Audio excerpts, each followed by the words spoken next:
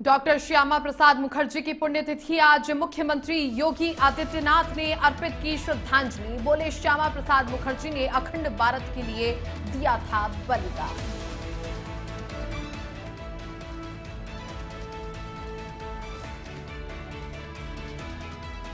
Samajwadi party की 3 विधायकों के खिलाफ बड़ी कार्रवाई। राकेश प्रताप सिंह, अभय सिंह और मनोज कुमार पांडे को किया बर्खास्त। राज्यसभा चुनाव के दौरान क्रॉस वोटिंग कर बीजेपी उम्मीदवार को जिताया था। हमीरपुर डीएम घनश्याम मीणा का बड़ा एक्शन। राजस्व एडीएम ऑफिस में लिपिक का रिश्वत लेते वायरल वीडियो पर एक्शन। डीएम ने लिपिक को तत्काल पद से हटाते हुए गठित की जांच कमेटी।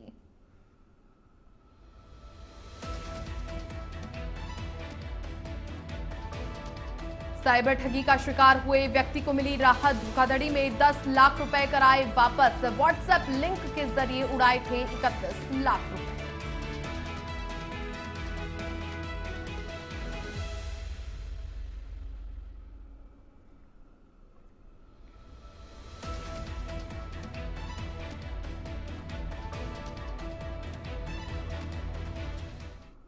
नमस्कार, वंदे भारतम नेशन 27 देख रहे हैं आप और आपके साथ हूं मैं छवि फागना। बुलेटिन की शुरुआत करते हैं। राजधानी लखनऊ में आज भाजपाइयों ने जनसंघ के संस्थापक डॉक्टर श्यामा प्रसाद मुखर्जी की पुण्यतिथि पर उन्हें याद किया। मुख्यमंत्री योगी आदित्यनाथ ने सिविल अस्पताल पहुंचकर उनकी प्रतिमा पर पुष्प अर्पित कर श्रद्धांजलि दी। इसी अवसर पर उप मुख्यमंत्री ब्रजेश पाठक, महापौर सुषमा खरकवाल, मंत्री स्वतंत्र देव सिंह, सूर्य प्रताप शाही समेत अन्य लोग मौजूद रहे।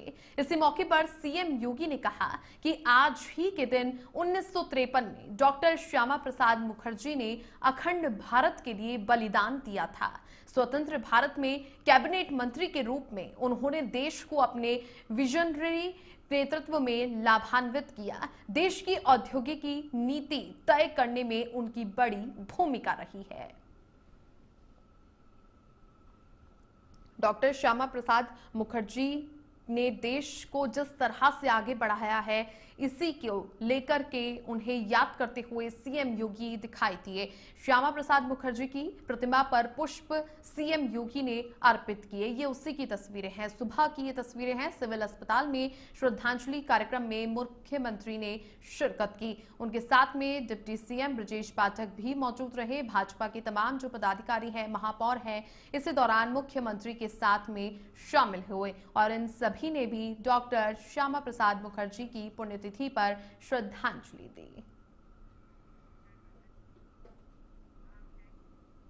सोनभद्र जिले के ओबरा थाना क्षेत्र में एक व्यक्ति के खाते से साइबर ठगों ने व्हाट्सएप लिंक करके 31 लाख रुपए उड़ा दिए। समय रहते व्यक्ति ने साइबर सेल से शिकायत की और साइबर सेल की सक्रियता और सूझबूझ से 10 लाख रुपए तत्काल पीड़ित को वापस करा दिए। बाकी शेष रकम को वापस कराने का प्रयास भी किया जा रहा है। बता दें कि ओबरा के रेलवे कॉलोनी निवासी शिव कुमार के साथ 31 लाख रुपए की ठगी की गई थी। व्हाट्सएप कॉल के जरिए ठगों ने ये पैसा उसके खाते से निकाल लिया था। इस संबंध में साइबर क्राइम थाना सोनभद्र में मुकदमा दर्ज करवाया गया था। प्रभारी निरीक्षक साइबर सदानंद राय ने बैंक के अधिकारियों से संपर्क करके फर्जी लेन देन की जानकारी जुटाई और 10 लाख रुपए की रकम होल्ड करा दी। बाद में ये पूरी धनराशि शिव कुमार के मूल खाते में सफलतापूर्वक वापस करा दी गई।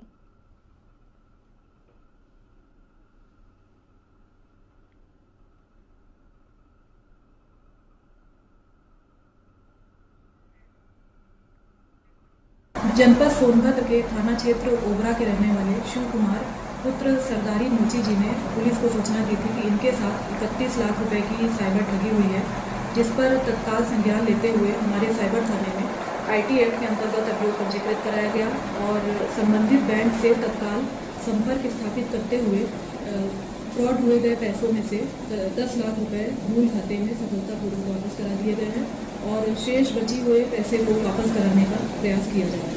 जनपद सोनभद्र के थाना क्षेत्र ओबरा के रहने वाले शिव कुमार पुत्र सरदारी अब खबर फिरोजाबाद से है, जहां पर पुलिस और चोरी की घटना को अंजाम देने वाले दो शातिर चोरों के बीच में मुठभेड़ हो गई। मुठभेड़ में दोनों चोरों को पुलिस ने गिरफ्तार कर लिया। मुठभेड़ के दौरान दोनों के पैर में गोली लग गई, जिन्हें पुलिस अभिरक्षा में उपचार के लिए भेजा गया। इसके साथ ही पुलिस ने आरोपियों के पास से 2 अवैध असलहा, 4 जिंदा और 2 खोखा कारतूस, 1 बाइक और चोरी किए गए 41,200 रुपए भी बरामद किए हैं। जानकारी के अनुसार दोनों शातिर बदमाशों ने जनपद में विभिन्न चोरी की घटनाओं को अंजाम दिया है।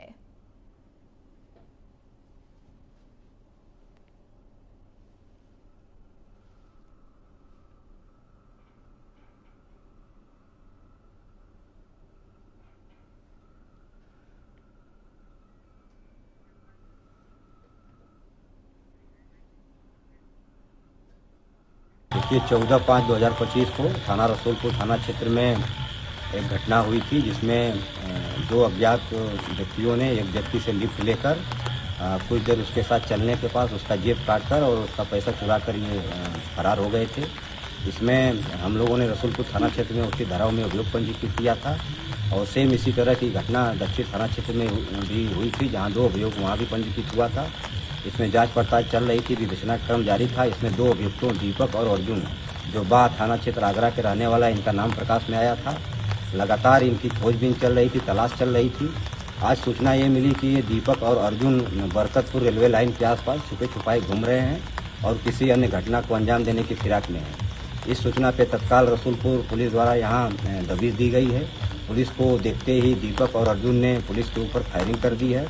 आत्मरक्षा में पुलिस ने भी फायरिंग की है, जिससे इन दोनों के पैर में।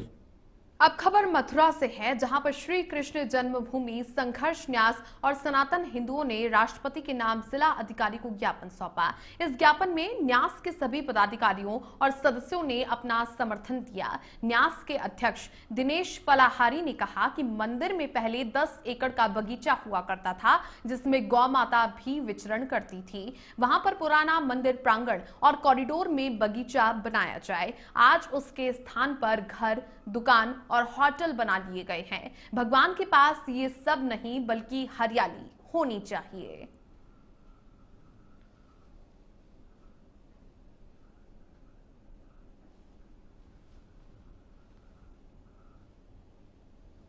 माननीय राष्ट्रपति महोदया को ज्ञापन देने आए हैं और हमने मांग की है कि जो वृंदावन में जो मंदिर का कॉरिडोर है, जो प्राचीन स्थिति है, उसको लागू किया जाए। यहाँ पर पहले भगवान बांके बिहारी जी का मंदिर था और उस मंदिर के चारों तरफ बहुत ही बड़ा 10 एकड़ में बगीचा था। उस बगीचे को खाली कराया जाए, क्योंकि वहाँ पर दुकान मकान होटल बन चुके हैं। उन होटलों में ऐसे ऐसे गंदे कार्य हो रहे हैं, यदि बांके बिहारी जी भी देखते होंगे तो उनको बहुत दुख पहुँचता होगा। हमारी सरकार से यही मांग है कि वहाँ पर उस पूरे प्रांगण को खाली कराया जाए। खाली कराने के बाद में वहाँ पर बड़े बड़े पेड़ पौधा लगाए जाएं, वहाँ पे गौ माता का विचरण कराया जाए, क्योंकि आगे गाय पाछे गाय इत गाय उत गाय। हम लोग श्री कृष्ण जन्मभूमि संघर्ष न्यास की ओर से यहाँ मथुरा में डीएम सर को ज्ञापन देने आए हैं बांके बिहारी कॉरिडोर के समर्थन में। और हम ये मानते हैं कि बांके बिहारी कॉरिडोर से मथुरा में विकास की एक नई लहर आएगी और मथुरा बांके बिहारी की जो छवि को धूमिल किया गया है, उसको भी एक अच्छा भाव मिलेगा। लोग यहाँ पे आके पूरी तरह से बिहारी जी का दर्शन कर पाएंगे और अपने स्वास्थ्य की भी उन्हें कोई हानि नहीं होगी। ऐसा लखनऊ में सीएम आवास पर महिला ने आत्मदाह का प्रयास किया। खुद पर पेट्रोल डालकर आग लगाने का प्रयास महिला ने किया। पुलिस ने महिला की जान बचा ली।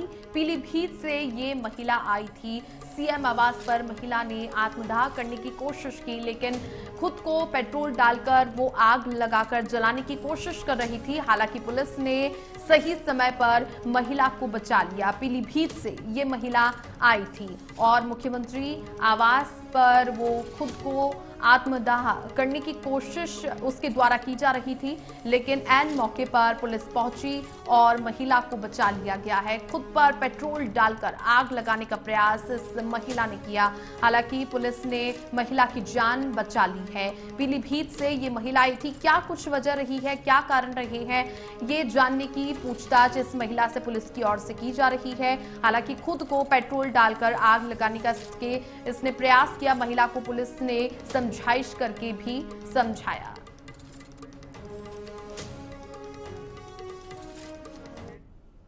खबर कानपुर से है, जहां पर सरकारी अस्पताल काशीराम में कंप्यूटर ऑपरेटर के पद पर कार्यरत एक महिला ने अस्पताल के सीएमएस नवीन चंद्र पर गंभीर आरोप लगाए हैं। पीड़िता का यह आरोप है कि सीएमएस नवीन चंद्र ने उनके साथ अभद्रता की है और उन्हें ड्यूटी से हटाने की धमकी दी है।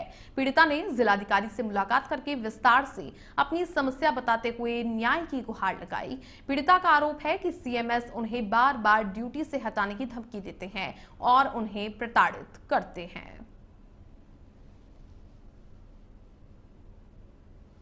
मेरे सीएमएस डॉक्टर नवीन चंद्रा और एसएससी पूर्व राहुल त्रिपाठी ज़्यादा अभद्रता से बात करना, पैसे मांगना और गाली गलौज करना, यहाँ से भगा देना, ये करते हैं।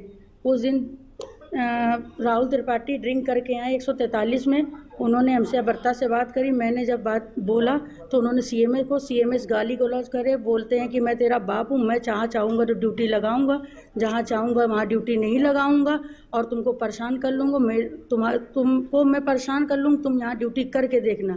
इसलिए मैं अब ये आई हूँ डीएम साहब के पास दरख्वास्त देने।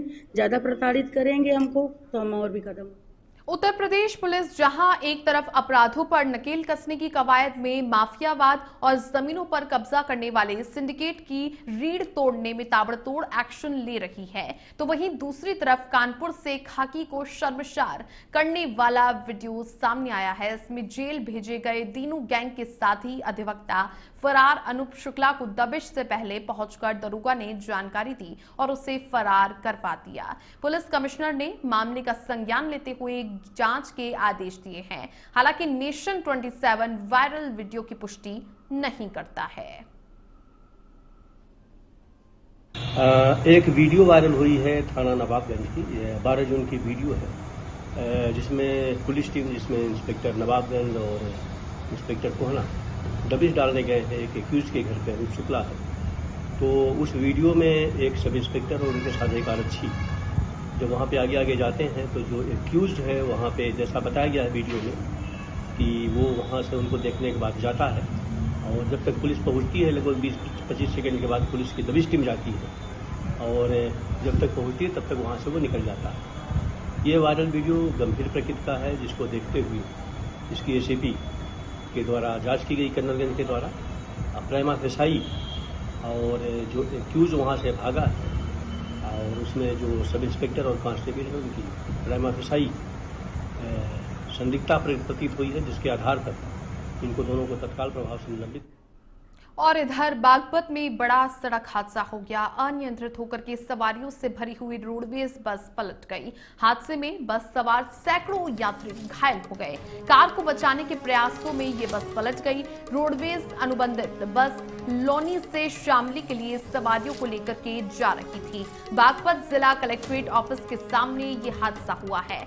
NH 709B पर ये हादसा हुआ, जहां पर कार को बचाने के चक्कर में ये बस अनियंत्रित हो जाती है। रोडवेज बस पलट जाती है, जिसमें सैकड़ों की संख्या में यात्री बैठे हुए थे। बागपत में बड़ा सड़क हादसा हो गया। अनियंत्रित होकर के सवारियों से भरी हुई रोडवेज बस पलट जाती है और इस हादसे में बस में सैकड़ों यात्री सवार थे और ये सभी यात्री घायल हो गए। कार को बचाने के प्रयासों में ये रोडवेज अनुबंधित बस पलट जाती है और ये बस, आपको बता दें कि लोनी से शामली के लिए सवारियों को लेकर के जा रही थी। बागपत जिला कलेक्ट्रेट के ऑफिस के सामने ही ये हादसा हुआ। NH 709B पर ये हादसा हुआ। शाम के समय में ये हादसा हुआ था, जिसके बाद में रोडवेज बस जैसे ही पलट जाती है, आसपास लोग इकट्ठा हो जाते हैं और घायलों को भी बाहर निकाला गया।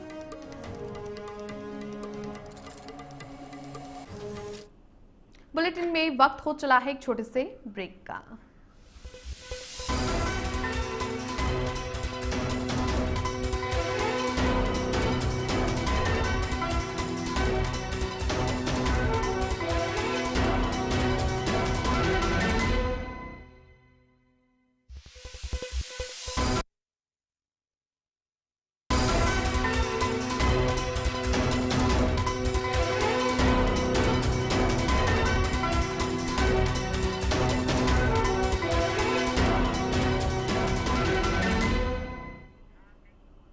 ब्रेक के बाद आपका स्वागत है। चलिए आगे बढ़ते हैं। अब खबर हमीरपुर से है। हमीरपुर में DM Ghanshyam Meena Patara power house पहुंचे, जहां पर उन्होंने बिजली आपूर्ति व्यवस्था खराब होने पर बिजली विभाग के अधिकारियों को फटकार लगाई। उन्होंने एक्सीएन लेखराज सिंह को 2 दिन में बिजली की सप्लाई सुचारू करने के दिशा निर्देश दिए।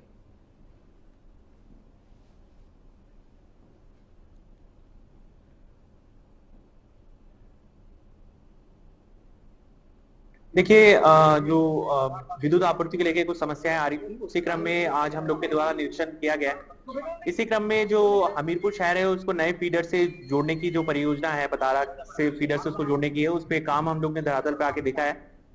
मुख्यतः जो वेंडर्स जो इस पे काम कर रहे हैं उनको भी बुलाया गया है और जो बिजली विभाग के जो वरीय अधिकारी है वो भी हमारे साथ उपस्थित है।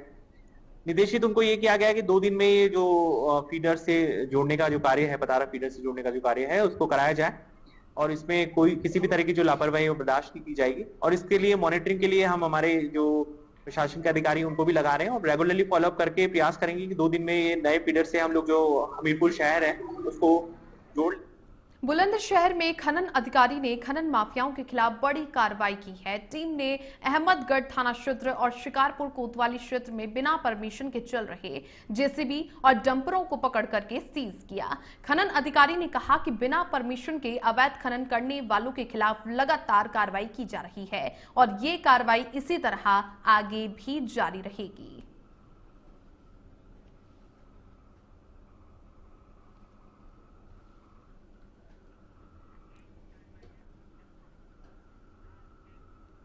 बिजनौर में नकटा नदी में नहाते समय 12 वर्षीय किशोर डूब गया। किशोर की तलाश में दर्जनों युवक नदी में कूद गए। सूचना मिलते ही मौके पर पुलिस भी पहुंची। गोताखोर किशोर की तलाश कर रही हैं। किशोर के परिजनों में कोहराम मच गया है। बड़ापुर क्षेत्र की नकटा नदी का ये मामला है, जहां पर 12 साल का एक लड़का नदी में नहाने के लिए गया हुआ था। नकटा ये नदी है जहां पर 12 वर्षीय ये किशोर नहाते समय डूब गया। किशोर की तलाश में दर्जनों युवक नदी में कूद गए हैं। सर्च ऑपरेशन चलाया जा रहा है। बच्चे को ढूंढने के लिए गोताखोर लगातार किशोर की तलाश कर रहे हैं। ऐसे में परिजनों को जैसे ही जानकारी मिलती है कि उनका बेटा नदी में नहाते समय डूब गया है, गायब हो गया है, तो ऐसे में परिजनों में कोहराम मच चुका है। हालांकि गोताखोर हैं वो ढूंढने की कोशिशें कर रहे हैं।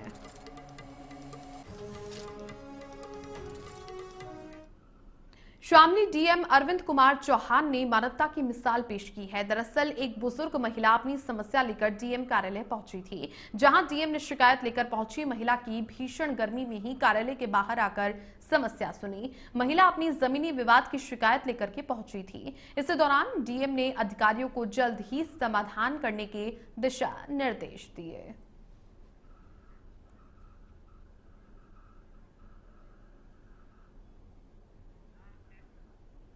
हापुड़ से खबर है। पिलखुवा थाना पुलिस और स्वाट की टीम को कामयाबी मिली है। अंतरराज्यीय वाहन चोर गिरोह के 3 सदस्यों को गिरफ्तार किया। चोरी की 3 लग्जरी कार, 5 फर्जी नंबर प्लेट और अवैध हथियार भी बरामद किए हैं। बदमाशों के खिलाफ करीब 2.5 दर्जन से ज्यादा आपराधिक मामले दर्ज है। 3 सदस्यों को गिरफ्तार कर लिया गया है। गिरोह के चोरी की 3 लग्जरी कार, फर्जी नंबर प्लेट और अवैध हथियार बरामद किए हैं। बदमाशों के खिलाफ करीब 2.5 दर्जन से ज्यादा आपराधिक मामले दर्ज हैं और साथ ही अंतरराज्यीय वाहन चोर गिरोह के 3 सदस्य गिरफ्तार कर लिए गए हैं और पुलिस उनसे पूछताछ करने में जुटी हुई है।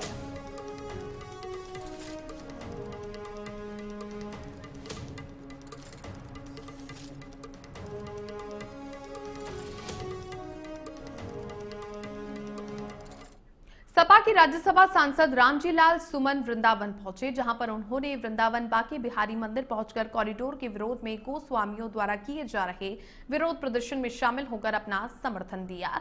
रामजी लाल सुमन ने विरोध प्रदर्शन कर रही महिलाओं की समस्याओं को सुना और मीडिया से बात करते हुए कहा कि अखिलेश यादव के निर्देश पर वो विरोध प्रदर्शन कर रही महिलाओं को अपना समर्थन देने आए हैं। उन्होंने कहा कि अगर ये कॉरिडोर बनेगा तो वृंदावन का मूल रूप समाप्त हो जाएगा। वहीं बांके बिहारी मंदिर गोसाई सेवायतों के साथ भी ये अन्याय होगा।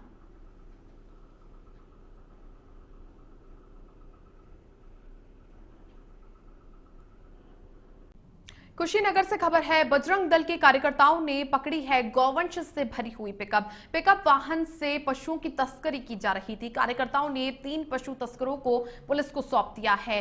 तमकुहीराज थाना क्षेत्र के डिबनी बाजार का ये मामला है। पिकअप में भरकर के पशुओं की तस्करी की जा रही थी और कार्यकर्ताओं ने 3 पशु तस्करों को पुलिस को सौंप दिया है। डिबनी बाजार पर इन्हें पकड़ा है। बजरंग दल के ये तमाम कार्यकर्ता थे जिन्होंने गौवंश से भरी हुई पिकअप को पकड़ लिया।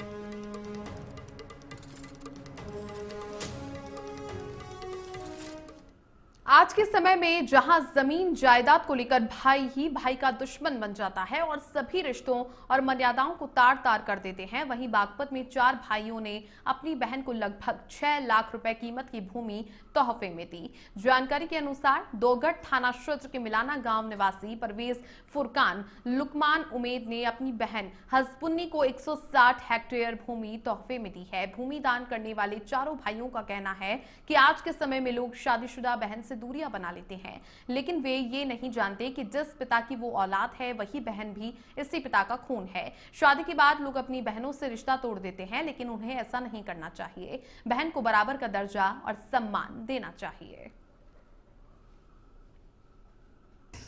भाई मेरे भाइयों ने मुझे कई लाख की जमीन चारों ने मिलकर, और भाई सबके भाई ऐसे ही होने चाहिए जो भाई बहन भाइयों का ध्यान रखा है। बाजे भाई ऐसे हों भाई कर कभी शादी में भी नहीं पता लेते। कुकर है कुकर नहीं है भाई, मुझे बहुत खुशी है भाई। ऐसा ही करना चाहिए, बहन भाइयों का लिए ध्यान रखना चाहिए। भाई मेरे भाइयों ने बहुत बढ़िया काम करी। आजकल ऐसा समय चल रहा है कि आजकल भाइयों में लगे बहुत बैर बने हैं, एक दूसरे को लगे कोई भी साथ देने के लिए दूसरे भी साथ देते हैं। और आजकल सभी में लगे देखो बहन भाई ने भी ऐसे बहुत खेला, जो बहनों का ख्याल नहीं रखते, बहनें खबर लेते, शादी कर दी, दुख सुख है वो किसी संकट में कोई खबर नहीं लेते। इनको देखो ख्याल करना चाहिए, इनका पता लेना चाहिए और चढ़ बढ़ के इनको दान में इनकी ख्याल करिए, मदद करनी चाहिए बहन भाई। इस बुलेटिन में फिलहाल के लिए इतना ही। आप देखते रहिए नेशन 27। नमस्कार।